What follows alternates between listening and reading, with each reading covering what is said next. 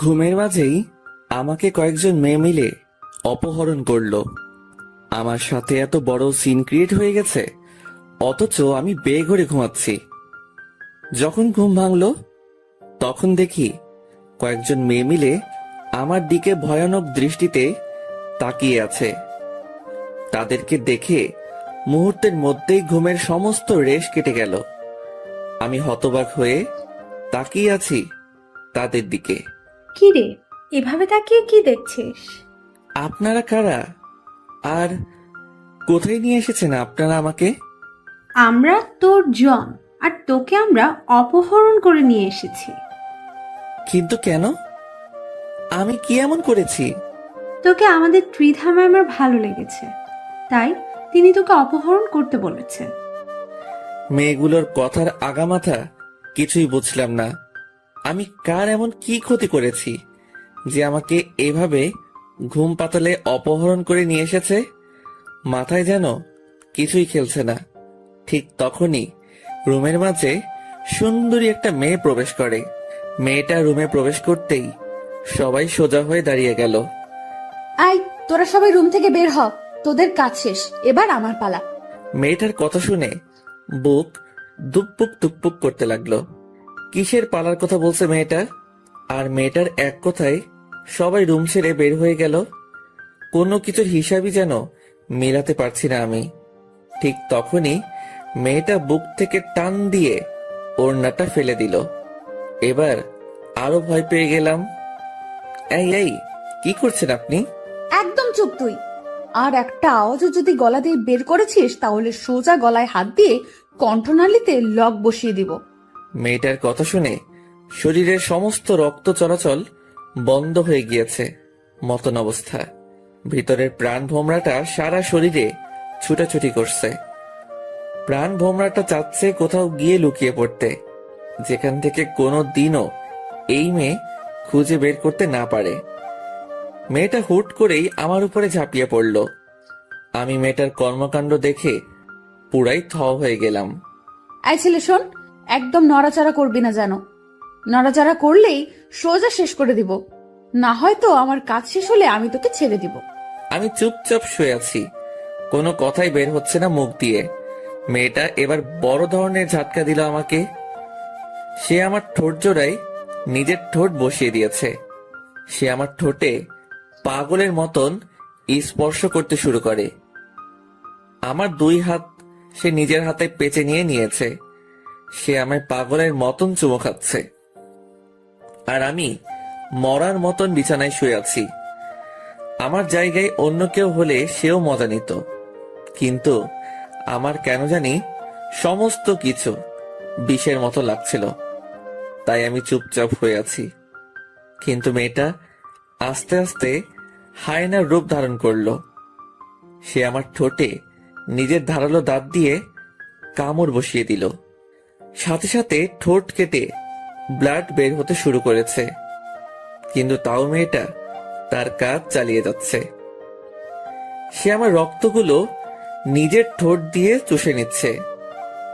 এইভাবেই অনেকটা সময় অতিবাহিত হয়ে গেছে। একটা সময় মেয়েটা নিজ ইচ্ছায় আমায় ছেড়ে দিল। আই ছেলে শোন, শহরে এসেছিস কিছুদিন হলো, শহরের হাবভাব হয়তো ভালো করে কিছুই বুঝিস না।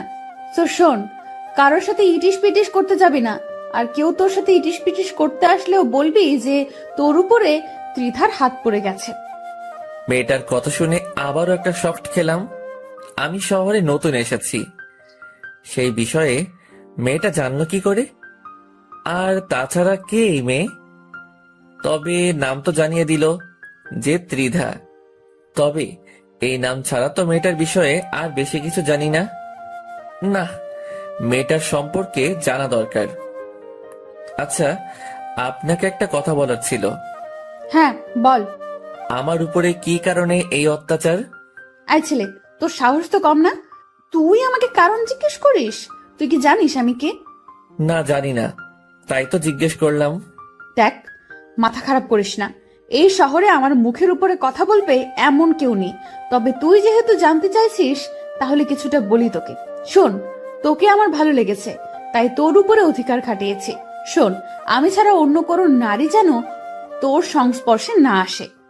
কিছুই বললাম না মেয়েটাকে আর, কারণ বলার মতন কিছুই নেই মেয়েটাকে। এতদিন ধরে দেখে এসেছি যে ছেলেরা মেয়ের উপরে জুলুম আর অন্যায় করে, কিন্তু আজ তার উল্টো দেখলাম। হয়েছে, এবার চলে যা তুই। আমার গাড়ি তোকে তোর বাসা অবধি ছেড়ে দিয়ে আসবে। আমি বিছানা ছেড়ে উঠে পড়লাম। মেয়েটা আমায় রুমে ছেড়ে দিয়ে চলে গেল। আমিও রুম থেকে বের হয়ে গেলাম। রুম থেকে বের হতেই দেখি বাসার সামনে গাড়ি দাঁড় করানো। ত্রিধা নামক মেয়েটা কি এই গাড়ির কথা বলেছে, যে এই গাড়ি আমায় বাসায় ছেড়ে দিয়ে আসবে?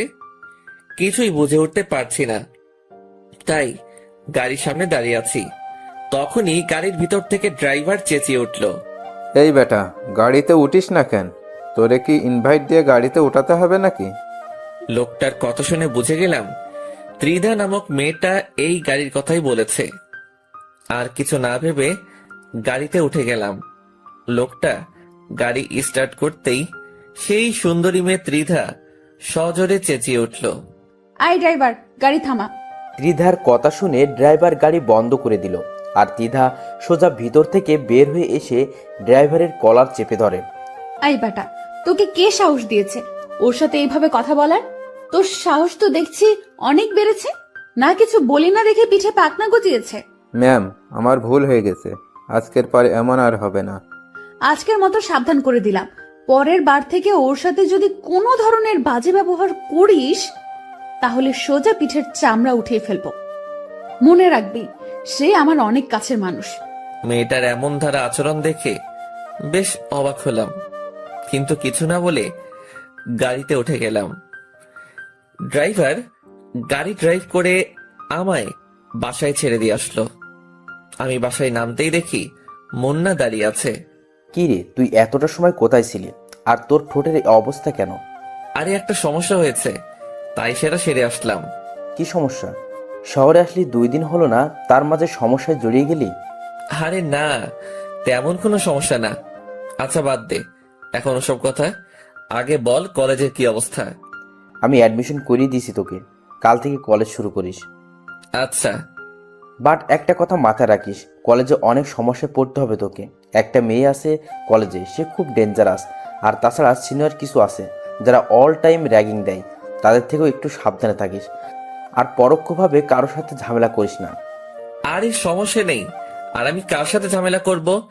আমার পোশাক আশাক দেখলেই তো মানুষ আমার থেকে অনেক দূরে সরে যাবে। আমার মতন ছোট লোকের সাথে ওসব কেউ করবে না। আকাশ, তুই নিজেকে এতটা ছোট করিস কেন? হ্যাঁ, তুই কি মানুষ না নাকি? আর তাছাড়া তোর সাথে আজ 1 বছর ধরে পরিচয় আমার। আমি জানি তুই মনের দিক দিয়ে অনেক বড়, সো নিজেকে একদম ছোট করবি না। আচ্ছা ঠিক আছে। তারপর মুন্নার সাথে অনেকটা সময় বাসায় বসে আড্ডা দিলাম। তারপর সে চলে গেল। আর সবার তো মোটামুটি আইডিয়া হয়েই গিয়েছে যে আমি এই শহরে নতুন। তাহলে আসুন পরিচয়টা দিয়ে আর একটু ক্লিয়ার করে দেই। আমার নাম আকাশ মাহমুদ, অনার্স 2য় বর্ষে পড়াশোনা করছি। পরিবার বলতে কেউ নেই আমার, তবে মানুষের কাছে এটুকু শুনেছিলাম যে আমার মা আর বড় বোন নাকি বেঁচে আছে, তবে তারা কোথায় থাকে কেউ জানে না। তাদের কোনো ঠিকানাই কারোর কাছে নেই। আমি ছোট থেকে একজনের কাছে মানুষ হয়েছি। তিনি আমার মায়ের মতোই ছিলেন, কিন্তু কিছুদিন আগে তিনি মারা গিয়েছেন। তাই সেই শহর ছেড়ে এখানে চলে এসেছি, কারণ সেই শহরটা আমার জন্য যন্ত্রণাদায়ক হয়ে উঠেছিল। আর বাকি সমস্ত কিছু গল্পের সাথে থাকলেই জানতে পারবেন। সেদিনের মতন রাতটা কাটিয়ে দিলাম। পরের দিন সকালবেলা ঘুম থেকে উঠে মুন্নার অ্যাডমিশন নিয়ে দেওয়া কলেজে চলে গেলাম। যেতে যেতে মুন্নার সাথে যোগাযোগ করে নিয়েছি। সেও আমার সাথে একত্রে কলেজে যায়, কারণ সেও আমার ক্লাসমেট। মুন্না আর আমি কলেজের গেট দিয়ে ঢুকবো, ঠিক তখনই কয়েকজন ছেলে এসে মুন্নাকে ধাক্কা দিয়ে ফেলে দেয়। এই ছেলে, তাড়াতাড়ি এখান থেকে চলে যা, কলেজে নতুন মুরগি এসেছে, তাই তাকে র্যাগিং দিব। আর তুই যাতে কোনো রিয়াক্ট না করিস, তাই আগ থেকেই পানিশমেন্ট দিয়ে দিলাম। ছেলেগুলোর কথা শুনে মুন্না সেখান থেকে চলে গেল। মুন্না যেতেই ছেলেগুলো আকাশকে ঘিরে ধরলো। কি রে ছোট লোকের বংশধর, তুই এই কলেজে চান্স পেলি কি করে রে? তোর জামা কাপড়ও তো আমাদের মতো অতটা হাই কোয়ালিটির না। আমি চুপচাপ নিচের দিকে তাকিয়ে দাঁড়িয়ে আছি। কি রে, তোর কথা কানে যাচ্ছে না? হ্যাঁ, কথার জবাব দে। আকাশ কোনো কথা না বলায় ঠাস করে আকাশের গালের মধ্যে চড় বসে দেয় সেই ছেলেটা। আকাশ থাপ্পড় খেয়েও চুপ, সে গালে হাত দিয়ে দাঁড়িয়ে আছে। যাক, সম্মান দিতে জানিস তাহলে। কথা না বলায় একটা থাপ্পড় মেরেছি, কথা বললে আরও কয়েকটা খেতি। চুপচাপ থাকায় একটাই থাপ্পড় মারলাম। তবে তুই এই কলেজে আসায় আমাদের একদিকে লাভ হয়েছে, কারণ আমরা একজন পার্সোনাল কাজের ছেলে পেয়ে গেছি। তোকে যখন তখন কাজে লাগাতে পারবো। এই কি বলিস তোরা? হ্যাঁ দোস্ত, তুই ঠিক বলেছিস। এই শোন, আজ থেকে তুই আমাদের কর্মচারী। আমাদের জন্য সব সময় নাস্তা পানি আনা নেয়া তুই এই করবি। আর এখন শোন, আমার পা অনেক ব্যথা করছে, পাগুলো টিপে দে দেখি। ছেলেগুলোর কথা শুনে মেজাজটা চরম লেভেলের খারাপ হচ্ছে, কিন্তু কিছুই করার নেই। র্যাগিং করতে বাধা দিলে আরো সমস্যা করবে, তাই চুপচাপ ওদের কথা মেনে নিলাম। ছেলেটার পা টিপে দেওয়ার জন্য মন স্থির করলাম। ঠিক তখনই কয়েকটা মেয়ে এসে ছেলেগুলোকে বলল, এই যে শোনেন ভাইয়ারা, আপনারা ওকে কোনো ধরনের র্যাগিং দিবেন না, কারণ সে ত্রিধার অনেক কাছের লোক। ত্রিধার কাছের লোক হলে আমরা কি করব? মুরগি হাতে পেয়েছি, তাকে র্যাগিং না দিয়ে থামবো না? আর তাছাড়াও এই ছোট লোক ত্রিধার কাছের মানুষ হয় কি করে? আমরা এইসব বানোয়াট কথা বিশ্বাস করি না। ত্রিধা এসে যদি এই কথা বলে যে সে তার কাছের লোক, তাহলে আমরা তাকে ছেড়ে দিব। আচ্ছা, আমরা ত্রিধাকে বলছি। মেয়েগুলো গিয়ে তিধাকে বলে। একটু পর তিধা ছেলেপিলেগুলোর কাছে আসে। আই, তোদের সমস্যা কি রে? কোনো সমস্যা নেই আমাদের, আমরা নতুন মুরগি পেয়েছি তাই র্যাগিং দিচ্ছি। তোদেরকে একবার বললাম যে হয়নি, যে সে আমার কাছের লোক। মানে কি ত্রিধা, এই ছোট লোক তোমার কাছের কেউ? এই কথা যেন কোনো মতেই বিশ্বাস করতে পারছি না। তোদের বিশ্বাস হচ্ছে না তো? দাঁড়া, তোদের বিশ্বাস করাচ্ছি। তিধা আকাশের কাছে এসে ওকে জড়িয়ে ধরে সবার সামনে তার ঠোঁটের মধ্যে কিস বসিয়ে দেয়। এই দৃশ্য দেখে পুরো কলেজ হাঁ করে তাকিয়ে আছে আকাশ আর তিধার দিকে। পুরো কলেজের সকলকেই তাক লাগিয়ে দিয়েছে তিধার এমন কর্মকাণ্ড। সবার চোখ জোড়া কপালে উঠে গেছে তিধার আচরণে। কিছুক্ষণ পর তিধা আকাশকে ছেড়ে দেয়।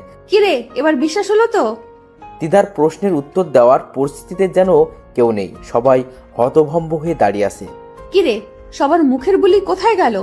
ত্রিধা, কি করে সম্ভব এমনটা? কি করে সম্ভব সেটা তো নিজের চোখেই দেখলি, তাহলে এবার ছাগলের মতো চেঁচাচ্ছিস কেন? তিধার কথা শুনে সবাই চুপচাপ হয়ে যায়, কারণ তিধার মুখের উপরে কথা বলবে এমন কারোর বুকের পাটা হয় নাই। আয় ছেলে, চল তুই আমার সাথে। তিধা আকাশের হাত ধরে টানতে টানতে একটা জায়গায় নিয়ে গিয়ে বসায়। আকাশ চুপচাপ বসে আছে। শোন, কলেজে সবাই জেনে গেছে যে তোর উপরে ত্রিধা হক জমিয়েছে। আজকের পর আর কেউ সাহস করবে না তোর সাথে বেয়াদবি করার। আর তোর গাল লাল হয়ে আছে কেন? তার মানে কি সেই ছেলেগুলো তোকে র্যাগিং দিয়েছে? আমি চুপচাপ দাঁড়িয়ে আছি, কোনো কথা না বলে। জলদি কথার আনসার না পেলে চরম রাগ উঠে আমার। প্রথমবারের মতন মাফ করে দিলাম। সো এবার বল যে সেই ছেলেগুলো কি তোকে র্যাগিং করেছে? না, র্যাগিং করেনি, কারণ র্যাগিং করার আগেই আপনার মানুষ চলে আসে। তবে থাপ্পড় মেরেছে তারা আমায়। খুব লেগেছে তাই না তোর? তুই টেনশন নিস না, ওদের কি হাল করে সেটা খালি তুই দেখতে থাক। আচ্ছা শোন, চোখটা অফ কর একটু। মেয়েটার কথা শুনে বুঝতে পারছি না যে কি করতে চাইছে সে, তবে মেয়েটার কথা মতন চোখ বন্ধ করে ফেললাম। আর সে আমার গাল দুহাত দিয়ে ধরে অনেক কয়টা চুমু এঁকে দিল গালের মধ্যে। হয়েছে, এবার যন্ত্রণা কমে যাবে তোর। আর তুই এখন সোজা ক্লাসে চলে যা, আমি কিছু সময় পরেই আসছি। ত্রিধার কথা মতন ক্লাসে চলে গেলাম। মনের মধ্যে এক ধরনের তুফান বইছে। কি চায় ত্রিধা আমার কাছে? কেন সে আমার সাথে এমন অদ্ভুত আচরণ করে? হাজারটা প্রশ্ন ঘুরপাক খাচ্ছে ভিতরে, কিন্তু এর কোনো উত্তরই যেন মনে হয় আমি পাবো না। তারপর ক্লাসে চলে গেলাম। স্যার এবং ক্লাসের সকলের সাথে পরিচিত হয়ে নিলাম। সবাই আমার দিকে চোখ পাকিয়ে তাকিয়ে আছে আমার ড্রেস আপ দেখে। আমি লজ্জায় মাথা নুইয়ে রেখেছি। স্যার ক্লাস করতে শুরু করেছে। আজ কলেজের প্রথম দিন, কেমন যেন বেখাপ্পা লাগছে সবকিছু। তবে আশা করি সেটা সময়ের সাথে সাথে চলে যাবে। মুন্না আমার পাশেই বসেছে। সে কিছুক্ষণ পর পর আমার দিকে চোখ পাকিয়ে তাকাচ্ছে, হয়তো কিছু বলতে চায়, কিন্তু স্যার ক্লাস নেওয়ায় কথা বলতে পারছে না। কিছু সময় ক্লাস করার পর হুট করে সেই মেয়েটা আমাদের ক্লাসে আসে। সেই মেয়েটা বলতে ত্রিধা আর কি। তারপর সে এসে স্যারকে বলে, স্যার, আমার কিছু কথা বলার আছে সবার উদ্দেশ্যে। হ্যাঁ ত্রিধা বলো। সবাইকে উদ্দেশ্য করে বলতেছি, এই সেকশনে একটা নতুন ছেলে এসেছে যার নাম হলো আকাশ। সে আমার প্রিয় মানুষ। ওর সাথে ইটিস পিটিস করার চেষ্টা করবে না কেউ। আমি যদি জানতে পারি যে কেউ ওর সাথে উল্টাপাল্টা কিছু করার ট্রাই করেছে, তাহলে সোজা মেরে কোমায় পাঠিয়ে দেব। তিদার কথা শুনে একজন বলে ওঠে, যে না পোশাক আশাকর, ওকে দেখতে তো ছোট লোকের মতো মনে হয়। ওর সাথে কে ওসব করতে যাবে? মেয়েটার কথা শুনে তিদার চরম পর্যায়ে রাগ উঠে যায়। সে সোজা এসে মেয়েটার গালে ঠাস ঠাস করে কয়েকটা থাপ্পড় লাগিয়ে দেয়। আইনে, নিজেকে কি মনে করিস? হ্যাঁ, তার পোশাক আশাক তোদের মতো নামি দামি না দেখে কি সে মানুষ না? নাকি তোরা টাকার গরমে আসমানে চলাফেরা করছিস? কোনটা? তিদার ধমকে মেয়েটা চুপ হয়ে যায়। কিরে, কথা বলছিস না কেন? আমার ভুল হয়ে গেছে। এবারের মতন মাফ করে দিলাম। সবাইকে আবারও বলছি, সে যেমনই হোক না কেন, সে আমার প্রিয় বান্দা। ওর দিকে কেউ আঙুল তুললেও তার আঙুল আমি ভেঙে দেব। আর তোমরা সবাই ওর দেখাশোনা করবে, কারণ আমি এই সেকশনের স্টুডেন্ট না। তাই ওর দেখাশোনা করতে একটু সমস্যা হবে, তাই তোমাদের দায়িত্ব দিয়ে গেলাম। সবাই ওকে দেখে রাখবা। হাই ছেলে শোন, ক্লাস শেষে আমি কলেজের গেটে অপেক্ষা করব। তুই বাসায় যাওয়ার আগে একবার আমার সাথে দেখা করে যাবি।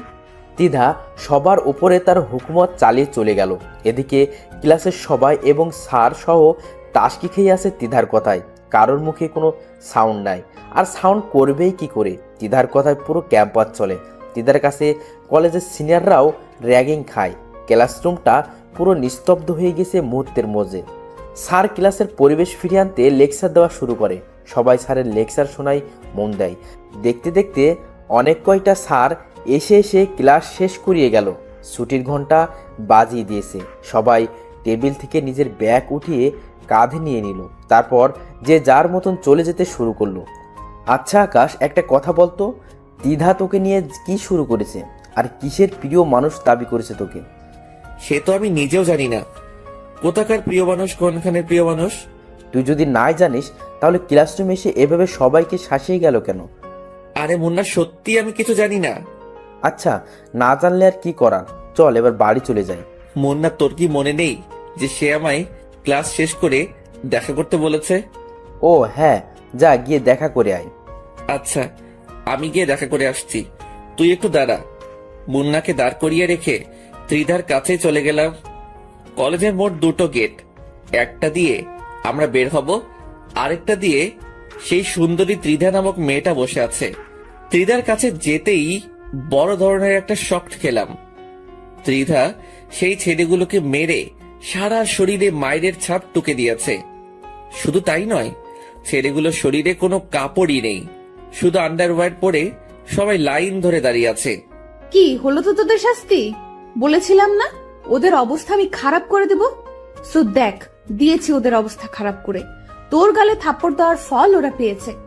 মেয়েটার কথা শুনে বুকটা ধড়ফড় করছে। কি করে সম্ভব এসব? সে কলেজের সবার উপরে নিজের হুকুম মতো চালাচ্ছে। কেউ ভয়ে তার মুখের উপরে একটা কথাও বলছে না। সবকিছু যেন মাথার উপর দিয়ে যাচ্ছে আমার। কি রে, কথা বলছিস না যে? আচ্ছা থাক, কথা বলতে হবে না। তুই একটা কাজ কর, তুই গা থেকে শার্টটা খুলে ফেল। ত্রিধার কথা শুনে চমকে উঠলাম। কি সব বলছে এই মেয়ে আমাকে? আমি চুপ করে দাঁড়িয়ে আছি। কি রে, কথা কানে জানি তোর? তোকে বলেছি গা থেকে শার্টটা খুলতে। আমার অনেক লজ্জা লাগছে, প্লিজ আমাকে এভাবে শাস্তি দিয়েন না। আমি কোনো ভুল করে থাকলে আপনি আমার গায়ে হাত তুলতে পারেন। আকাশের কথা শুনে তিধা এবার সেই রকমের রেগে যায়। সে আকাশের কলার ধরে এক টান দিয়ে তার শার্ট ছিঁড়ে ফেলে। কথা বেশি বলিস যে, এটা তার ফল। ভালোই ভালোই আমার কথা শুনলে এমনটা করতে হতো না আমাকে। সো এবার দেখি, আমার কাছে আয়। আমি ঠাই সেখানে দাঁড়িয়ে আছি, লজ্জায় মাথা কাটা যাচ্ছে মতন অবস্থা। আশেপাশে যারা ছিল সবাই আমার দিকে চোখ পাকিয়ে তাকিয়ে আছে। তুই কি আমার কাছে আসবি নাকি আবার অন্য পন্থা অবলম্বন করতে হবে আমাকে? ত্রিধার এমন কথা শুনে তাড়াতাড়ি ওর কাছে চলে গেলাম। না হয় এবার কি করে বসবে কে জানে। তার কাছে যেতেই সে আমার কোমরে তার 2 হাত দিয়ে পেঁচিয়ে ধরলো। তারপর বুকের মাঝখান বরাবর পাগলের মতন চুমু খেতে শুরু করলো।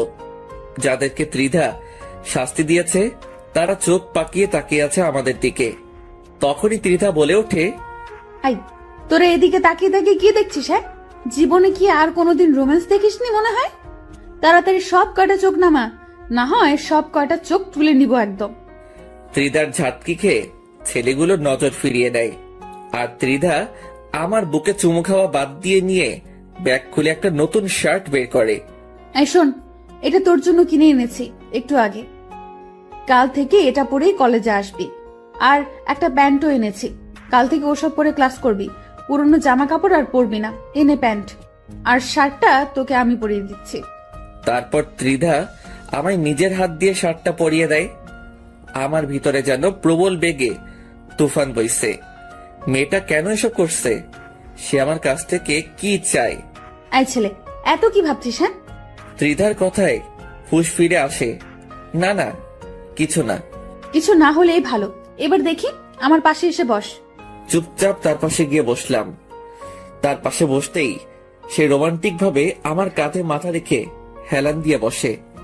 মেয়েটার আচরণ দেখে আমি যেন কোনো এক শূন্য মহাশয়ে ভাসছি, যেখানে কোনো কিছুর অস্তিত্ব নেই, যেখানে আছে শুধু এই মেয়ের আশ্চর্যজনক ভালোবাসা। আচ্ছা শোন না, ওদেরকে কি মাফ করে দিব? আমি তো জানি না, ওদের বিষয়ে আপনি না ভালো বলতে পারবেন। আই, তোকে বলতে বলেছি, সো তুই বলবি। আচ্ছা আচ্ছা, মাফ করে দিন। আই, তোরা চলে যাক, তোদের মুক্তি মিলে গেছে। আমার প্রিয় তোদেরকে মাফ করে দিতে বলেছে। ত্রিধার কথা শুনে ছেলেগুলো চলে গেল। শুধু আমি আর ত্রিধা সেখানে বসে আছি। ঠিক তখনই হুট করে পেছন থেকে কেউ একজন এসে আমাকে ধাক্কা মারে। আমি সেভাবে প্রস্তুত না থাকায় ধাক্কার প্রেসারে মাটির উপরে গিয়ে ছিটকে পড়লাম। আমার সাথে সাথে ত্রিধাও পড়ে গেল। মাটি থেকে উঠে ঘাড় ঘুরে পিছনে তাকাতেই অবাক হয়ে গেলাম, কারণ যে আমায় ধাক্কা দিয়েছে সে আর কেউ না, সে হলো মুন্না। কিন্তু সে হঠাৎ আমায় এভাবে ধাক্কা দিয়ে ফেলে দিল কেন? এটার রহস্যই যেন খুঁজে পেলাম না। মুন্না, কি করলি এটা তুই? আকাশ, সরি, আই এক্সট্রিমলি সরি। বিশ্বাস কর, আমি ভেবেছিলাম যে তুই আমায় না জানিয়ে অন্য কারের সাথে ইটিস পিটিস করছিস, কিন্তু আমি জানতাম না যে এটা আমাদের কলেজের সেই লিডার মেয়ে।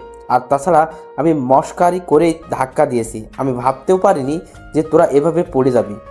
মুন্না, এভাবে কেউ মস্কারি করে? হ্যাঁ, কারোর যদি কোনো ক্ষতি হয়ে যেত তখন কি করতি? সত্যি আমি বুঝতে পারিনি রে। আচ্ছা থাক, হয়েছে। আমি ত্রিধার দিকে হাত বাড়িয়ে দিলাম তাকে মাটি থেকে ওঠানোর জন্য, কিন্তু সে আমার সাপোর্ট না নিয়ে মাটি থেকে উঠে দাঁড়িয়ে গেল আর মুন্নার দিকে অগ্নি দৃষ্টিতে তাকিয়ে আছে। আমার বুঝতে বাকি রইল না যে ত্রিধা এখন মুন্নাকে কাঁচা গিয়ে খেয়ে ফেলবে। ত্রিধা হুট করে দৌড়ে গিয়ে পাশে পড়ে থাকা একটা কাঠের টুকরো নিয়ে আসলো। তারপর সে তেড়ে ফুড়ে মুন্নার দিকে এগিয়ে যায়। এই জানোয়ারের বাচ্চা, তুই কোন সাহসে এসে ধাক্কা দিয়েছিস আমাদেরকে? আমার ভুল হয়ে গেছে, প্লিজ আমায় মাফ করে দিন। তোর মাফের গুষ্টি মার। বলে তিধা ধ্রম করে একটা বাড়ি বসিয়ে দেয় মুন্নার শরীরে। মুন্না বাড়ি খেয়ে সাথে সাথে দৌড়ে গিয়ে আকাশের পিছনে লুকায়। আকাশ, প্লিজ তুই আমাকে বাঁচা, আমি ভুল করে এমনটা করেছি, আর কোনোদিনে এমন কিছু করব না আমি। এই যে প্লিজ, আপনি ওকে মাফ করে দিন। সে বুঝতে পারে নাই, না বুঝে এমনটা করেছে। এই ছেলে, চুপ একদম। ওকে আজকে আমি জন্মের শিক্ষা দিয়ে ছাড়বো, আর তুই সরে যা ওর সামনে থেকে, না হয় কিন্তু তোকেও মেরে হাড়গোড় ভেঙে ফেলবো। প্লিজ আপনি শান্ত হন। এই, তোর শান্তর গুষ্টি মারি। রাখ তোর শান্ত তোর কাছে। তিধা আজকে পুরোপুরি খেপে গিয়েছে। সে দৌড়ে গিয়ে মুন্নাকে আবার মারতে শুরু করে। আকাশ যে তাকে বাধা দিচ্ছে সেটাতেও সে মানছে না। সে মুন্নাকে মারতে মারতে মাটিতে ফেলে দেয়। তিধার এমন রাগ দেখে আকাশের বুঝতে বাকি নেই যে আজ খারাপ কিছু ঘটবে। না, মেয়েটাকে থামানো দরকার, কিন্তু কি করে থামাবো তাকে? মাথায় যেন কিছুই কাজ করছে না, মাথায় পুরো চটলা পেকে গেছে। তৎক্ষণাৎ আর কিছু না পেয়ে ত্রিধাকে পেছন থেকে গিয়ে ঝাপটে জড়িয়ে ধরলাম। 2 হাত দিয়ে তাকে পেঁচিয়ে নিয়ে শক্ত করে জড়িয়ে ধরেছি। মেয়েটার সারা শরীর আগুনের মতন হিট হয়ে আছে। এ ছেলে, তুই আমাকে ছেড়ে দে। ওকে না খেলালে আজকে শান্তি আমার লাগবে না। না, আমি আপনাকে ছাড়বো না। প্লিজ, আপনি আগে শান্ত হন। মেয়েটাকে নিজের শরীরের সমস্ত শক্তি দিয়ে জড়িয়ে ধরেছি, কিন্তু সে আমার থেকে ছাড়া পাওয়ার আপ্রাণ চেষ্টা করছে। কিন্তু আমি তো তাকে ছাড়বো না। তবে সেও নাছোড়বান্দা, সেও তার কাজ চালিয়ে যাচ্ছে। শেষমেশ আর কিছু না পেয়ে ত্রিধার ঠোঁট জোড়ায় নিজের ঠোঁট বসিয়ে দিলাম। এবার সে শান্ত হয়ে গেল। অন্যদিকে মুন্নাকে হাত দিয়ে ইশারা করে চলে যেতে বলতেছি। সে আমার ইশারা মতন সেখান থেকে চলে যায়।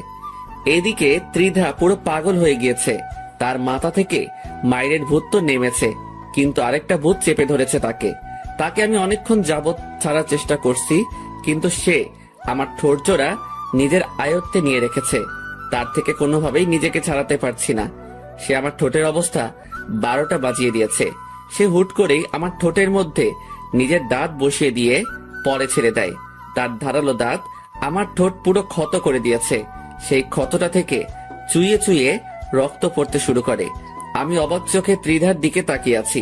এই ছেলে, এইভাবে তাকিয়ে থেকে কোনো লাভ নেই।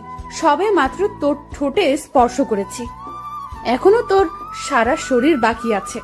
তোর সারা শরীর আমার, শুধু তোর শরীর না, পুরো তুইটাই আমার। আচ্ছা শোন, এখন বাসায় চলে যা তুই। আমার একটা কাজ আছে, আমি সেটা সেরে বাসায় যাব। আমি সেখান থেকে সোজা বাসায় চলে আসলাম। মনে মনে খালি একটা কথাই বাড়ি খাচ্ছে, এই মেয়েটা কি কোনো ভ্যাম্পায়ার নাকি? না, হয়তো এমনটা কেন করে সে? না দেখি এর শেষ কোথায় হয়। তারপর বাসায় এসে ফ্রেশ হয়ে নিলাম। তারপর খাবারটা শেষ করে বিছানায় গা এলিয়ে দিয়ে ফেসবুকিং করছি। হঠাৎ এই নিউজ ফিডের একটা পোস্ট সামনে এলো। অনেক কয়টা ছেলেকে নাকি একইভাবে মেরে গাছের সাথে লটকে রেখেছে রংবাজ নামক কোন একটা গ্যাংয়ের ছেলে পেলে। এই নিউজ দেখে বুকের ভিতরে ছ্যাত করে উঠল। এই রংবাজ গ্যাং আবার কোথা থেকে উৎপত্তি হলো? এদের কি খেয়ে দিয়ে কোনো কাজ নাই নাকি? তোর মূর্খ সব কয়টা। এসব বিষয়ে আমি নাক না ঘামালেও চলবে। তারপর কিছুটা সময় ফেসবুকিং করে ঘুমিয়ে গেলাম। বিকাল বেলায় ঘুম থেকে উঠতেই মুন্না ফোন দিল। আকাশ, ধন্যবাদ যে আমাকে ওই মেয়ের হাত থেকে বাঁচানোর জন্য। তুই না থাকলে সেই মেয়ে আজ আমাকে মেরেই ফেলতো। আরে বাদ দে ওসব কথা। বন্ধু বন্ধু বিপদে না আসলে কিসের কি? হ্যাঁ সেটাই। আচ্ছা শোন, কোথায় আছিস তুই? কোথায় থাকবো আবার, বাসাতেই আছি। আচ্ছা আমি আসছি, তুই বাসায় এই থাক। আচ্ছা। তারপর ফোন রেখে দিয়ে উঠে হাত মুখ ধুয়ে নিলাম। তারপর বসে বসে মুন্নার অপেক্ষা করছি। একটু পর এই দরজায় কড়া নাড়ালো কেউ। উঠে গিয়ে দরজা খুলে দিলাম।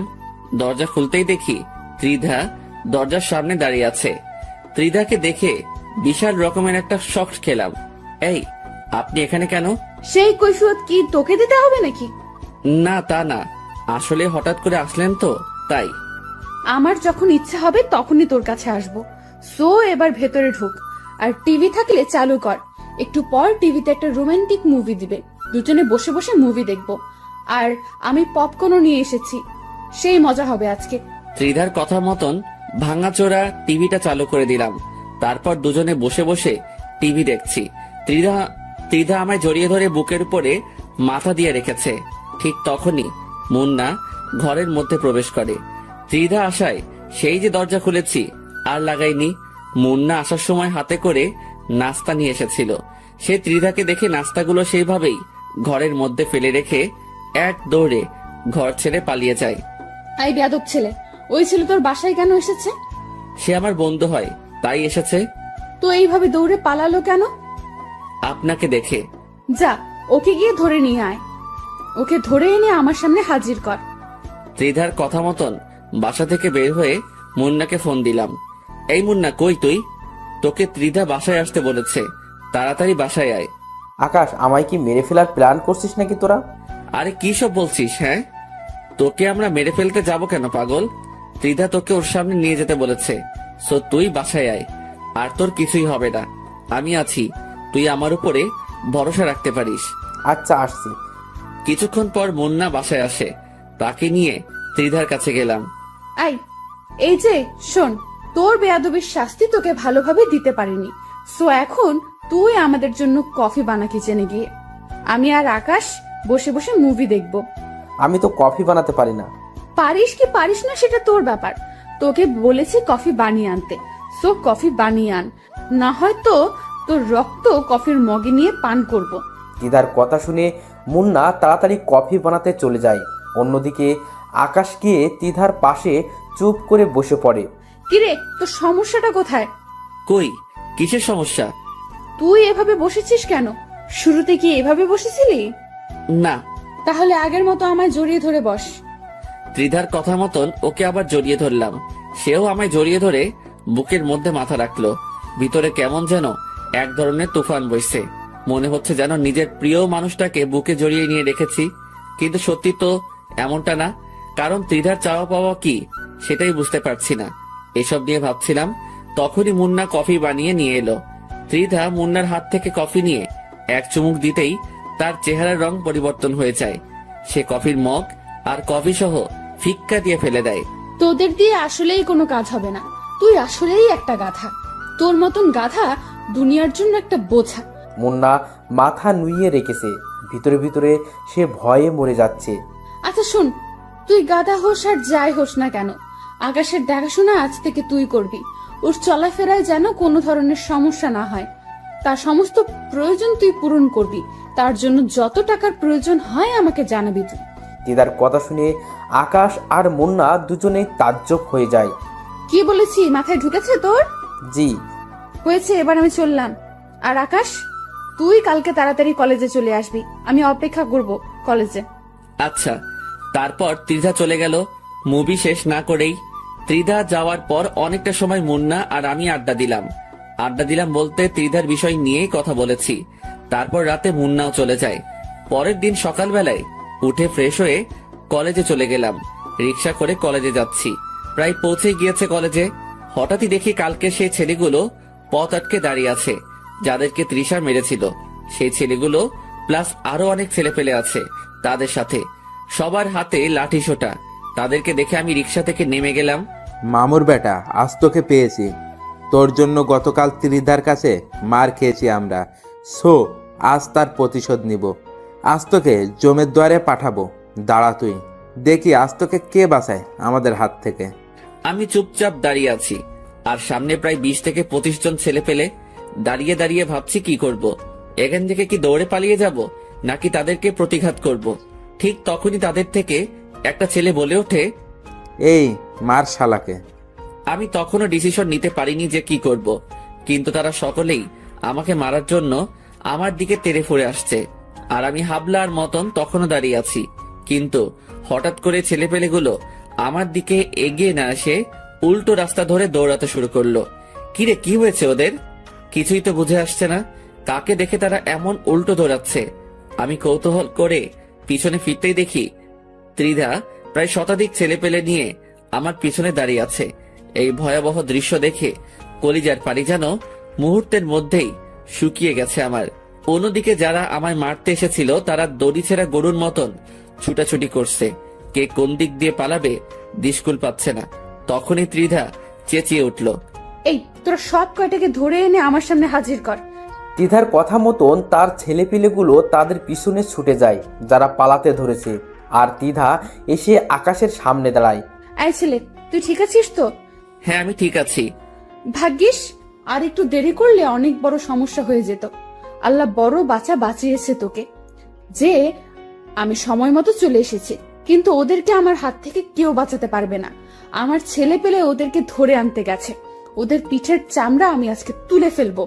তিধা আকাশের সামনে দাঁড়িয়ে আছে। তিধার ছেলেপিলেরা একটু পর ফিরে আসে। আপু, ওদের একটাকে ধরতে পেরেছি, বাকি সব কয়টা পালিয়ে গেছে। আচ্ছা, সমস্যা নেই।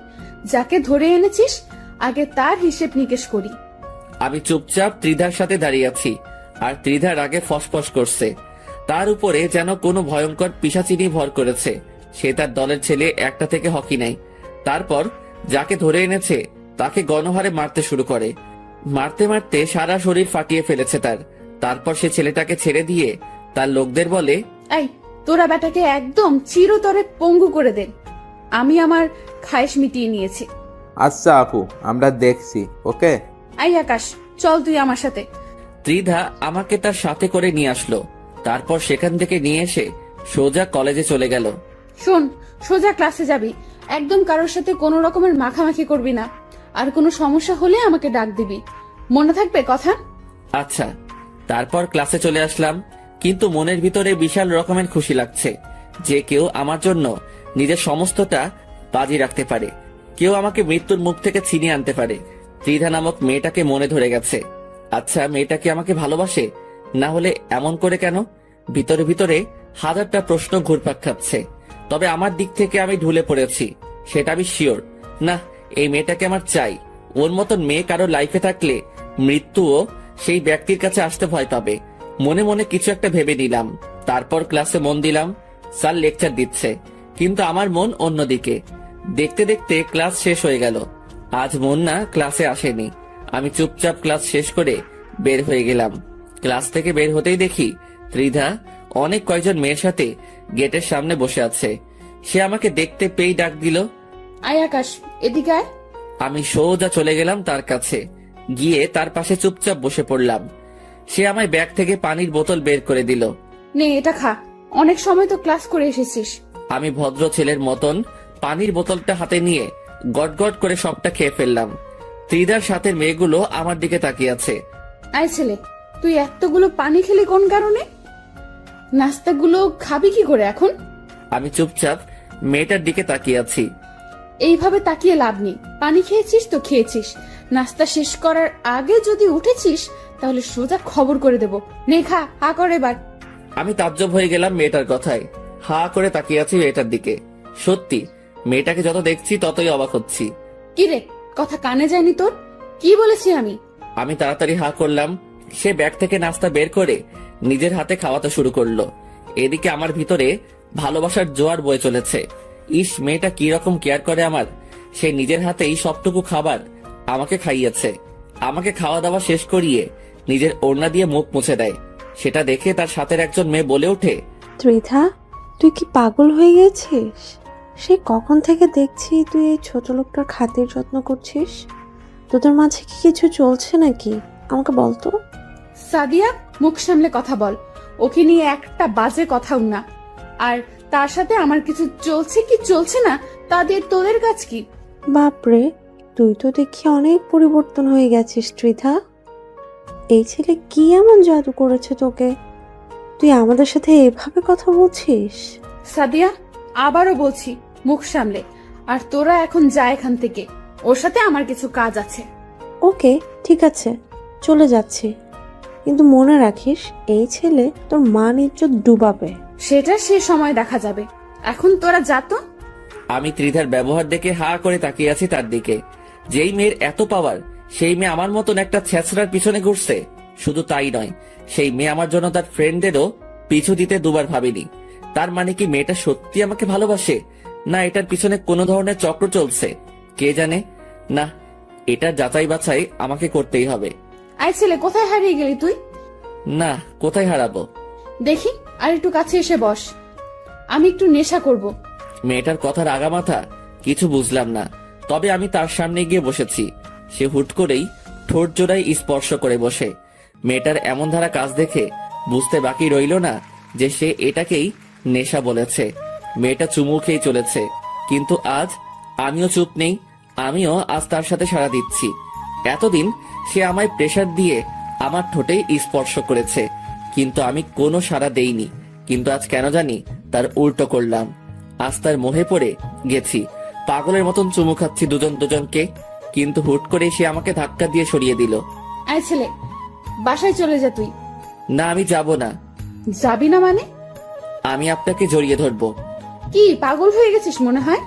না, আমার মতন মাথায় সিট তোরও নড়ে গেছে।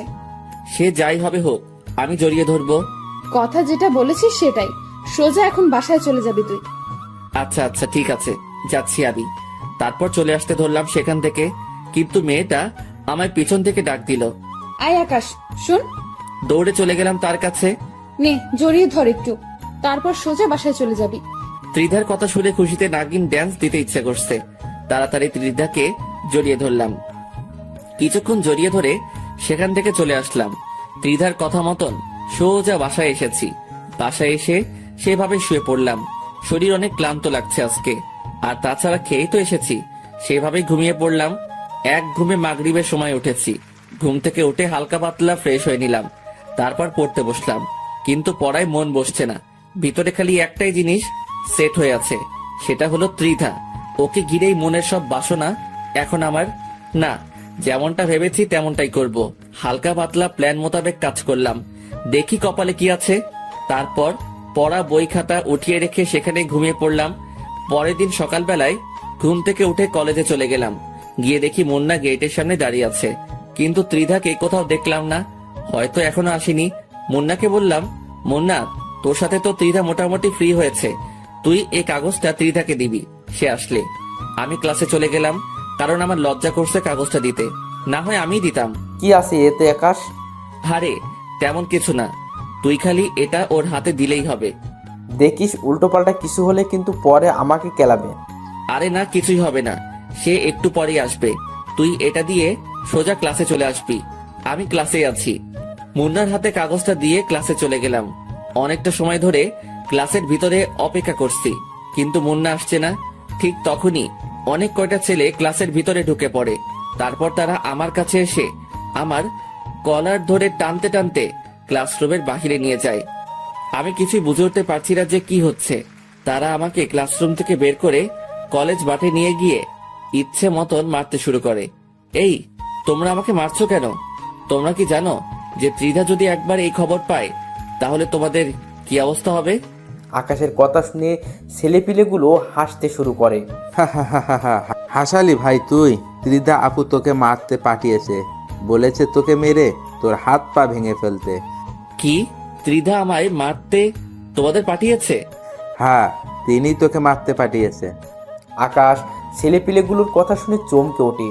ঠিক সেই সময় তিদা সেখানে আসে। কি রে কুকুরের বাচ্চা, তোর সাথে একটু ভালো ব্যবহার করেছি বলে তুই ধরে নিয়েছিস যে আমি তোকে ভালোবাসি? হ্যাঁ, আপনি তো আমাকে ভালোই বাসেন, না হয়তো আমার কেয়ার করতেন না। আকাশের কথা শুনে তিধা আরও ক্ষেপে যায়। সে পা থেকে জুতো খুলে আকাশের গালে ইচ্ছে মতন অনেক কয়টা বাড়ি বসিয়ে দেয়। ছ্যাচরার বাচ্চা, সেসব কোনো ভালোবাসা ছিল না। সেসব আমি একজনের সাথে বাজি ধরে করেছি।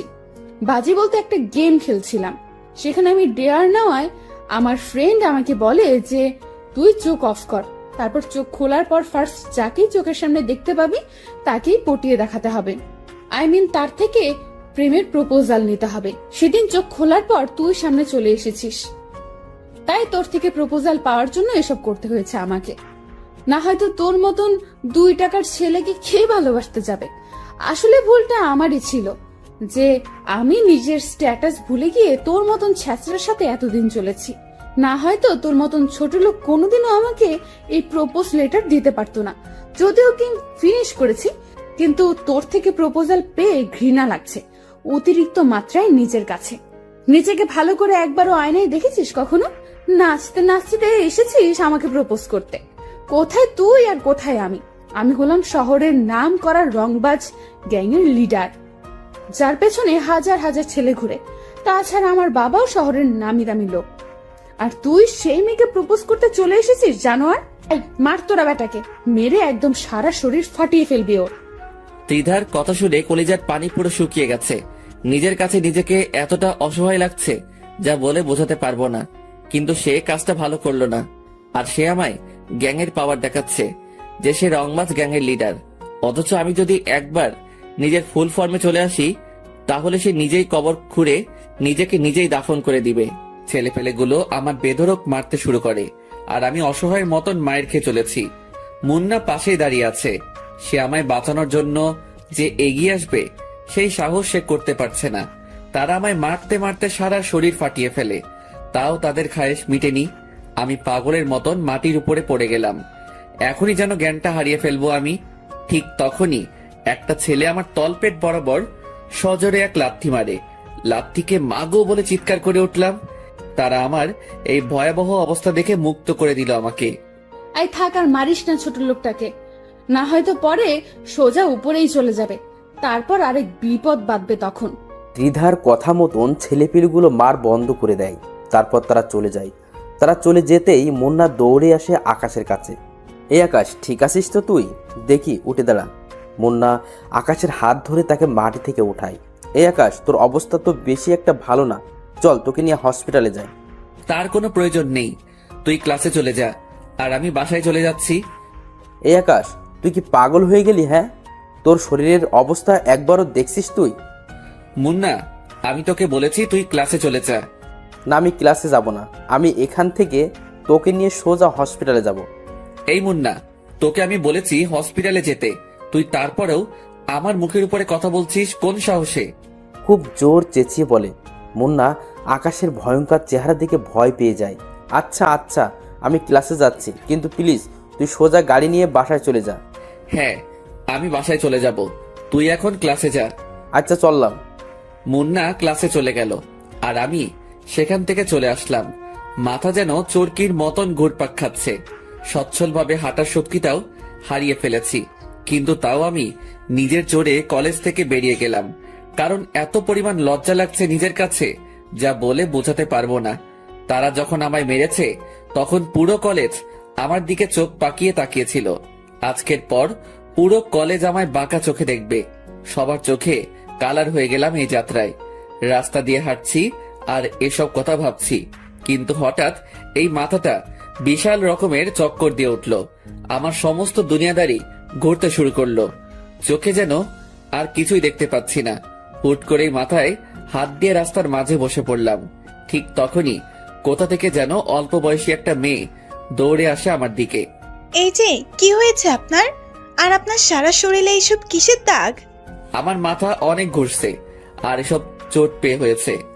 দেখি চলুন আপনি আমার সাথে, পাশেই আমার বাসা, সেখানে কিছুটা সময় রেস্ট নিয়ে বাসায় চলে যাবেন না হয়। ইস, কতখানি লেগেছে আপনার। মেয়েটার কথা শুনে ভিতরটা ফেটে যাচ্ছে, কারণ সেও মেয়ে আর ত্রিধাও একটা মেয়ে। এই মেয়ে আর ত্রিধার ভিতরে আকাশ পাতাল ব্যবধান। কেউ মেরে মানুষের ভিতরটাকে জখম করে দিচ্ছে, আর কেউ সে মানুষটাকে বাঁচানোর জন্য হাই হতাশ করছে।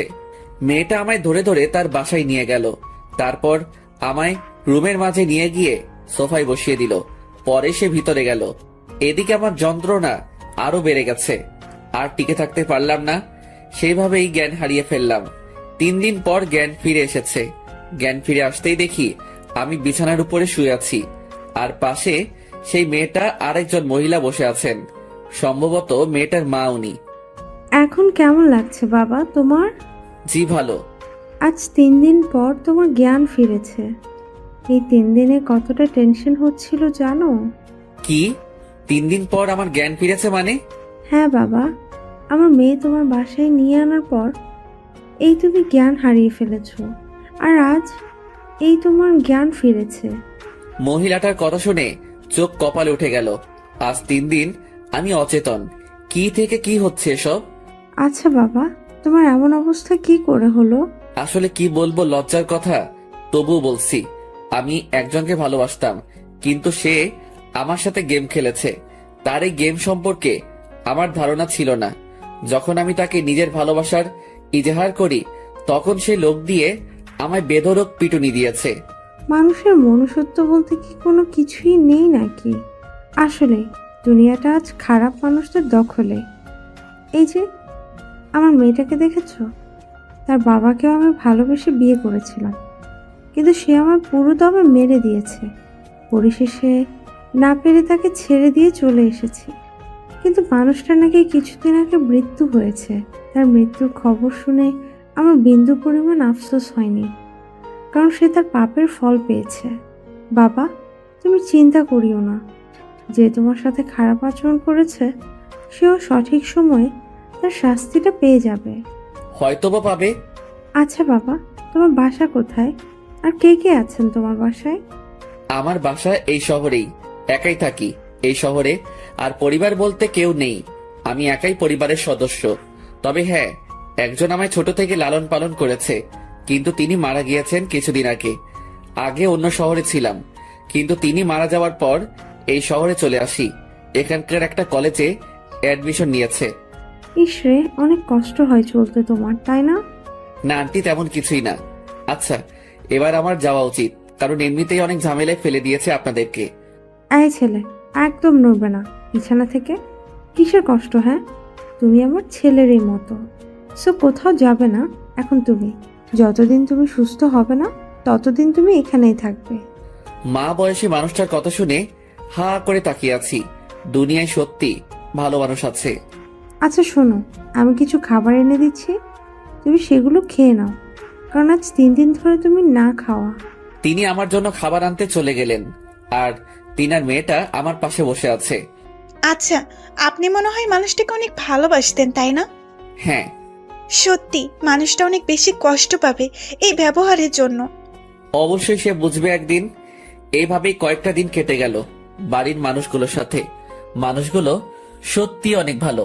আমায় সুস্থ করার জন্য তারা আপ্রাণ চেষ্টা করেছে। আজ একটু সুস্থতা অনুভব করছি। সেসব কিছুর ক্রেডিটই এই দুটো মানুষের।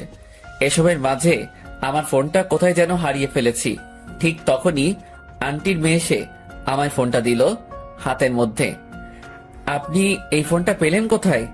আপনাকে বাসায় এনেছিলাম যেই দিন, সেদিন আপনার পকেট থেকে ফোনটা সোফায় পড়ে যায়, পরে আমি সেটা সামলে রাখি। ধন্যবাদ। মেয়েটার হাত থেকে ফোনটা নিলাম। ফোনটা অফ হয়ে আছে। পাওয়ার বাটন ক্লিক করে ফোনটা ওপেন করলাম। ফোন ওপেন করতেই দেখি মুন্নার প্রায় 2 শতাধিক কল। এটা দেখে মাথায় আবার চক্কর দিয়ে উঠল। আচ্ছা এই যে শোনেন, আমার না একটু বের হতে হবে, কারণ আমার ফ্রেন্ড আমায় না পেয়ে হতাশ হয়ে আছে। আচ্ছা, আমি আম্মুকে বলছি। মেয়েটা গিয়ে তার আম্মুকে বলল তার মা আকাশের কাছে আসে। এই ছেলে, কোথায় যাবে তুমি? আমার একটু কলেজে যেতে হবে, কারণ আমার ফ্রেন্ড অনেক চিন্তা করছে আমার জন্য। আচ্ছা ঠিক আছে, কিন্তু কলেজ থেকে সোজা আবার এখানে ফিরে আসবে। আর তুমি যাওয়ার সময় সাথে করে তিন্নিকে নিয়ে যাবে, কারণ তোমার অবস্থা ভালো না। তিন্নি সেই মেয়েটার নাম যে আকাশকে তার বাসায় এনেছে। আচ্ছা, তারপর তিন্নিকে সাথে নিয়ে কলেজে চলে গেলাম, আর মুন্নার নাম্বারে মেসেজ করে বললাম কলেজ মাঠে আসতে। যদিও সে এখন কলেজে থাকবে, কারণ এখন কলেজ টাইম। কলেজে গিয়ে অপেক্ষা করতে লাগলাম মুন্নার জন্য। একটু পর মুন্না ক্লাসরুম ছেড়ে বের হয়ে আসলো। এই আকাশ, এতদিন কোথায় হাওয়া হয়ে গেছিলি তুই? তোর বাসায় গিয়ে খোঁজ করে এসেছি, কিন্তু তোর কোনো খোঁজ পাইনি। আর তাছাড়া নাম্বারে তো কতবার কল দিয়েছি তা আল্লাহ জানে। আরে ছিলাম এক জায়গায়। আচ্ছা বাদ দে এখন ওসব কথা, কি খবর বল। হ্যাঁ আছি কোনো রকম। তোর কি অবস্থা? আর তোর পাশে কি উনি? আমি ভালো আছি, আর সে হবে একজন। ছাড় ওনার কথা, চল কোথায় গিয়ে বসে কথা বলি। তারপর মুন্না আর আমরা সহ কলেজের গন্ডিতেই একটা বড় গাছ আছে, সেটার নিচে গিয়ে বসলাম। তারপর সেখানে বসে অনেকটা সময় কথাবার্তা বললাম। আচ্ছা থাক মুন্না, তুই আজকের মতন চলে যাই, কালকে থেকে আবার কলেজ রানিং করব। আচ্ছা ঠিক আছে। মুন্নাকে বিদায় দিয়ে আমি আর তিন্নি চলে আসতে ধরলাম। ঠিক তখনই দেখি গেটের সামনে ত্রিধা দাঁড়িয়ে আছে অনেক কয়টা মেয়ের সাথে। সে আমাকে দেখে হা করে তাকিয়ে আছে আমার দিকে। আমি তাকে দেখেও না দেখার ভান করে মাথা নুয়ে বের হয়ে গেলাম, কিন্তু সে পিছন থেকে এসে আমার শার্টের কলার ধরে টান দিল। কিরে ছোট লোক, তুই আবারও এই কলেজে? তোর কি লজ্জা শরম বলতে কিছুই নেই নাকি? না মার খেয়েও তোর শিক্ষা হয়নি কোনটা? আর সাথে দেখি সুন্দরী মেয়ে নিয়েও ঘুরছিস। কলার ছাড়েন, আমি বাসায় যাব, আর আমি কাকে নিয়ে ঘুরবো সেটা আমার বিষয়। কি? তুই আমার মুখের উপরে কথা বলিস? তোর সাহস তো দেখি অনেক বেড়ে গেছে। সাহসের কিছুই দেখেননি এখনো, সো ভালোই ভালোই নিজের কাজ করেন। ত্রিধা আকাশের কথা শুনে চরম লেভেলের রেগে যায়। সে আকাশের গালে ঠাস করে একটা থাপ্পড় বসে দেয়, কিন্তু তার আগেই তিন্নি তার হাত ধরে ফেলে। এই মেয়ে, হেটামগুলো অন্য কোথাও গিয়ে দেখা। ওনার গায়ে একটা ফুলের টোকা লাগলেও হাত ভেঙে গলায় ঝুলিয়ে দেব। আই মে, কে তুই? আর তুই কোন সাহসে আমায় বাধা দিস? এখন তো খালি বাধা দিয়েছি, পরের বার সোজা গালের চামড়া তুলে ফেলবো। শোন, সবার উপরে হুকুম মতো চলে না, মাথায় রাখবি। সো চললাম এবার। এই আপনি চলেন। তিন্নি আকাশকে নিয়ে সেখান থেকে চলে আসে। তিন্নির আচরণে দ্বিধা পুরো রেগে মেগে আগুন। সে পিছন থেকে চেঁচিয়ে বলে, তোরা আজ দুইটা বাসায় যাস কি করে তা আমিও দেখব। একবার তো ছোট লোক তোকে মেরেছি, এবার আবার মার খাবি তুই। তোর সাথে সাহসী বডিগার্ডটাকেও দেখে নিব। দ্বিধার কথা শুনে তিন্নি যেতে যেতে পিছনে ফিরে বলে, ঠিক আছে, দেখা দেখি তোর ক্ষমতা। আমিও তোর ক্ষমতা দেখতে চাই। এই যে তিনি চলেন, ওর মতন ফালতুমের কথা না ভাবাই ভালো। তারপর তিন্নিকে নিয়ে হাঁটা দিলাম সেখান থেকে। রিকশায় করে বাড়ি ফিরছি। ঠিক তখনই দেখি রাস্তায় অনেক কয়জন ছেলে পেলে দল বেঁধে আমাদের পথ আটকায়। কি রে আকাশের বাচ্চা, অনেক উঠতেছিস বলে তুই? কিরে, তোদেরকে ত্রিধা পাঠিয়েছে মনে হয়? কে পাঠিয়েছে সেসব তোর ভাবতে হবে না, আমাদের কাজ হচ্ছে তোকে কেলানো। সো এবার পাক্কা মার্ডার হবে তুই আমাদের হাতে। আচ্ছা ঠিক আছে, দেখি কত বড় বুকেট পাটা তোদের, আমায় মেরে দেখা। তিন্নি, আপনি রিকশায় বসুন। আকাশের কথা শুনে ছেলেপিলেগুলো আরও ক্ষেপে যায়। বেশ কয়েকজন ছেলেপিলে তেড়ে ফুড়ে আসে আকাশকে মারার জন্য। আকাশ চুপচাপ দাঁড়িয়ে আছে। যেই না ছেলেপিলেগুলো আকাশের সামনে আসে তখনই সব কয়টা লাশ হয়ে মাটির উপরে আসলে পড়ে। এই দৃশ্য দেখে সবাই থতমত খেয়ে যায়। বিশেষ করে যারা আকাশকে মারতে আসে তাদের কলিজার সমস্ত পানি যেন শুকিয়ে গিয়েছে। তারা বুঝে উঠতে পারছে না যে কি ঘটছে তাদের সাথে। যেই সামনে এগোচ্ছে আকাশকে মারার জন্য সেই মরা লাশ হয়ে মাটিতে পড়ে আছে। কিরে, মারবি না তোরা আমায়? আয় মার দেখি এবার তোরা। এই ছেলে, কি চাল চেলেছিস তুই? তাড়াতাড়ি বল আমাদের, না হয় কিন্তু অনেক খারাপ হয়ে যাবে। আরে শোন, আমার কোনো চাল চালার প্রয়োজন হয়নি। চাল চালার আগেই তোদের অনেকের অবস্থা নরকে পরিণত হয়ে গেছে। আর চাল চাললে তো এখন আমার সাথে দাঁড়িয়ে কথা বলার পরিস্থিতিতে থাকতে পারতি না। মানে কি? কে তুই? আর আমাদের ছেলেপেলের এমন ভয়ঙ্কর অবস্থা হচ্ছে কেন? আমি কে সেটা শুনলে তোরা নিজেরাই আজরাইলকে ডেকে এনে বলবি তোদের জান কবজ করে দিয়ে যেতে। তুই কিন্তু অতিরিক্ত করে ফেলছিস, এর ফল কিন্তু তোকে ভোগ করতে হবে। আর তুই আমাদের কিছু সংখ্যক ছেলেকে মেরে নিজেকে মহান কিছু দাবি করিস না। মনে রাখিস, এখনো আমার পিছনে অনেক কয়জন ছেলেপেলে দাঁড়িয়ে আছে। আরে পাগলা, তুই আমাকে ছেলে পেলের পাওয়ার দেখাচ্ছিস না? চুপ করে আছি দেখে পেয়ে বসেছিস কোনটা? যেমনটা ভাবিস তুই, কিন্তু এটা পাকাপোক্তভাবে লিখে রাখ যে আজ আমার ছেলেপেলের হাতেই তোর মৃত্যু হবে। আচ্ছা ঠিক আছে, সে না হয় তুই মারিস আমাকে, কিন্তু একবার ভালো করে নিজের পিছনে তাকিয়ে দেখতো। আকাশের কথার মতন ছেলেটা পিছনে ফেরে, কিন্তু সে পিছনে ফিরতেই তার নজর সেদিকে আটকে যায়। কারণ সে দেখতে পায় যে তার ছেলেপেলের পিছনে বিশাল একটা রাক্ষসের দল দাঁড়িয়ে আছে। সব কয়টার হাতে মেশিন, যেই মেশিন তারা বাপের জন্মেও চোখে দেখেনি। কিরে, কিছু দেখতে পেলি? আকাশের কথা শুনে ছেলেটা জায়গায় দাঁড়িয়ে থরথর করে কাঁপতে শুরু করে। ভাই, কে তুই? আর দানবের মতো ছেলেপেলেগুলো কে? আগেই তো বললাম যে আমি কে সেটা জানলে নিজেই ইনভাইট দিবি আজরাইলকে। আর দানবের মতন ছেলে পেলেগুলোর কথা বলছিস তো, ওরা তোদের রক্ত চুষতে এসেছে। এবার দেখি পালিয়ে যাস কোথায় তোরা সব কয়টা। আকাশের কথা শুনে ছেলেপেলেগুলোর কাঁপুনি ছুটে যায়। সবাই যেন নিজের চোখের সামনে মৃত্যুকে দেখতে পাচ্ছে। ত্রিধা, তুই পাওয়ার ভুল মানুষের সাথে এসে দেখিয়েছিস। তোর আগে মানুষ যাচাই করে নেওয়া উচিত ছিল, কিন্তু তা তুই করিসনি। পোশাক দেখেই মানুষকে বিবেচনা করেছিস তুই। সেটার ফল এবার তোকে ভোগ করতে হবে।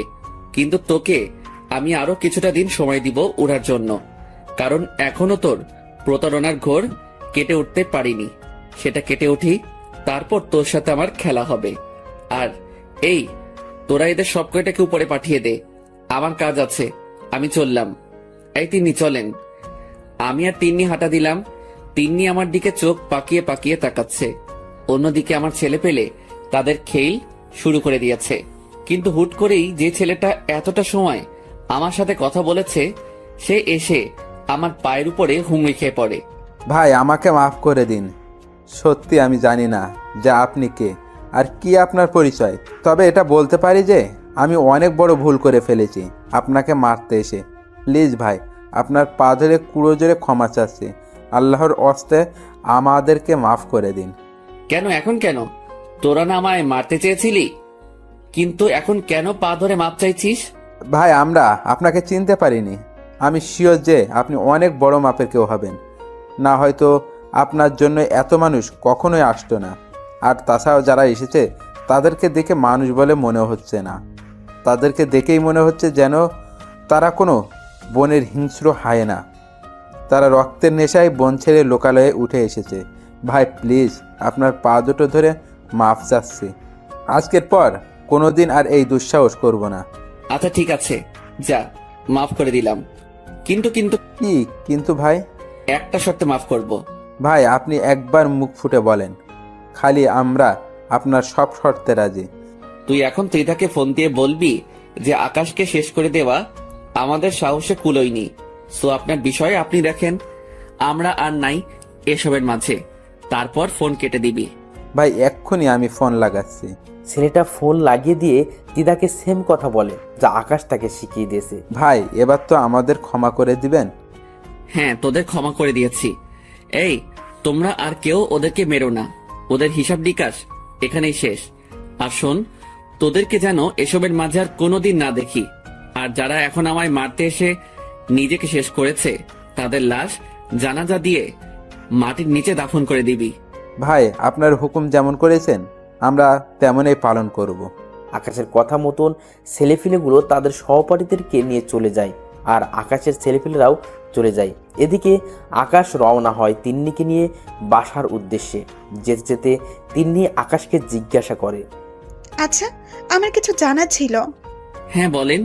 আচ্ছা, আপনি কে বলেন তো? আর এত ছেলে পেলে আপনার পক্ষ হয়ে আসলো, তার মানেটা তো বুঝলাম না। সত্যিটা বলবো না মিথ্যা বলবো? অবশ্যই সত্যিটা বলবেন। আমি ঘুমিয়ে যাওয়া কোনো ভয়ঙ্কর চিতাবাঘ, যার পিছনে হাজার হাজার ছেলে পেলে কাজ করত। কিন্তু এখন সেসব কিছুতেই নেই। এখন একদম সাধারণ জীবনযাপন করছি। আর ছেলেপেলেগুলো আমার খবর পেয়ে এসেছে। ঘুমিয়ে যাওয়া ভয়ঙ্কর চিতাবাঘ বলতে কি বোঝালেন ঠিক বুঝলাম না। আর হাজার হাজার ছেলে পেলে কেন আপনার জন্য কাজ করতো? সেসব না হয় পরে কোনো এক সময় জানতে পারবেন। এখন চলেন বাসায় যাই। আচ্ছা ঠিক আছে, চলেন। তিন্নিকে নিয়ে বাসায় চলে আসলাম। তিন্নির মা আর তিন্নি কেমন যেন আপন হয়ে গিয়েছে আমার। এই দুজন মানুষকে যখন ছেড়ে যাব আমি, তখন হয়তো মনের মধ্যে বিশাল পাহাড় সমান কষ্ট নিয়ে যেতে হবে। এসব ভাবতে ভাবতে বাসায় চলে আসলাম। বাসায় যেতেই দেখি আন্টি খাবার দাবার রেডি করে রেখেছে। মানুষটা একদম আমার লালন পালন করা মায়ের মতন। ওনাকে দেখে কেমন যেন মায়ের ফিল আসে। শুধু তাই নয়, অনেক কষ্ট হয় তাদের এই অবস্থা দেখে। স্বামী নেই, কতটা কষ্ট করে জীবনযাপন করছে তিনারা। মনে মনে ঠিক করে নিলাম যে এখান থেকে যাওয়ার আগে ওনাদের জন্য কিছু একটা করে যাব। বাসায় এসে ফ্রেশ হয়ে খেতে বসলাম। আন্টি খাবার বেড়ে দিচ্ছে। আন্টি, আপনি আর তিন্নিও আমাদের সাথে খেতে বসেন। না বাবা, অনেক কাজ আছে, সেই সব শেষ না করে খাওয়া দাওয়া করা হবে না।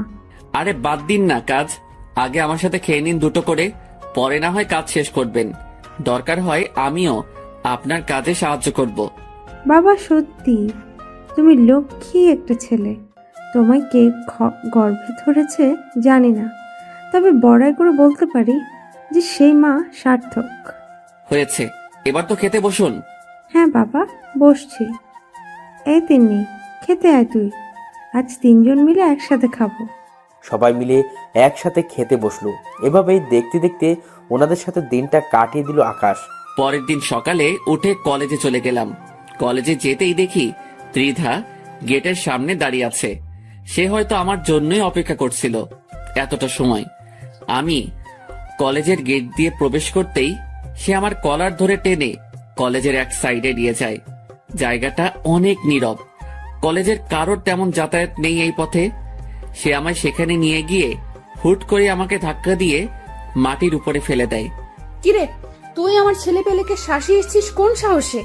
নেতা হয়ে গেছিস তুই? হ্যাঁ, তুই আমায় চিনিস বেয়াদবের বাচ্চা? আমার আশেপাশে দাঁড়ানোর যোগ্যতাও তো তোর নেই, ছোট লোক কোথাকার। আমার বাবা শহরের নামি দামি লোক, আর তুই এসে আমার সাথে টক্কর নিস?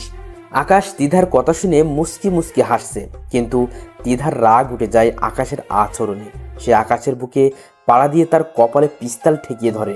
অন্যদিকে আকাশ মাটিতে অসহায়ের মতন পড়ে আছে, তার যেন প্রাণভোমরা মুখ দিয়ে বের হয়ে যাবে মতন অবস্থা।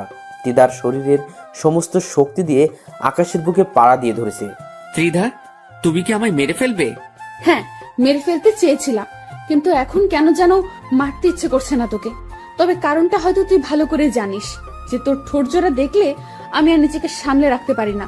তো এখন কি করবে তুমি? মারলে একদম চিরতরে মেরে ফেলো তুমি আমায়। প্লিজ আমায় বাঁচিয়ে রেখে যন্ত্রণাগুলো আরো লাঘব করে দিও না। এই ছেলে, আমি কি করব সেটা তুই আমার উপরে ছেড়ে দে। তবে এখন তোর উপরে অত্যাচার করব আমি, আর তুই আমাকে তুমি করে বলছিস কোন সাহসে?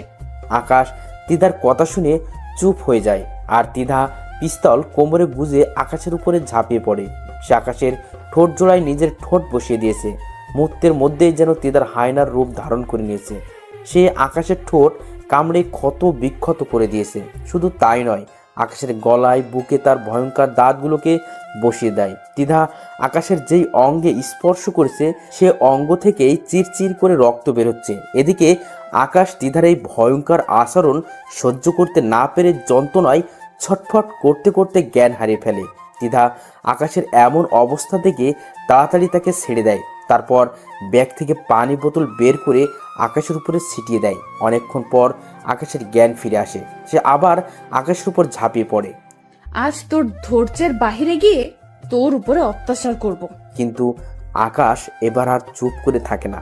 সে শরীরের সমস্ত শক্তি দিয়ে তিধাকে ধাক্কা মারে। তারপর মাঠ থেকে উঠে দাঁড়িয়ে যায়, আর তিধা ধাক্কার টাল সামলাতে না পেরে মাটির ওপরে গিয়ে আছড়ে পড়ে। এই শরীর খেকর বংশধর, তুই নিজেকে কি মনে করিস? হ্যাঁ, বলেই ঠাস ঠাস করে কয়েকটা থাপ্পড় বসিয়ে দিলাম। অনেক অত্যাচার করেছিস, তাই এটা তোর প্রাপ্য। আর তোকে শুরুতেই বলেছি আমায় মেরে ফেল, কিন্তু তুই আমায় মারিসনি, বরং আমার কষ্ট আরো বাড়িয়ে দিয়েছিস। আর সেই কষ্টই এখন তোর জন্য কাল হবে। আজ তুই দেখবি আমার আসল রূপ। বলেই শরীর থেকে শার্টটা খুলে ফিক্কা দিয়ে মাটির উপরে ফেলে দিলাম। তারপর ত্রিধার উপরে ঝাঁপিয়ে পড়লাম অট্টহাসি একটা দিয়ে। হা হা হা হা হা।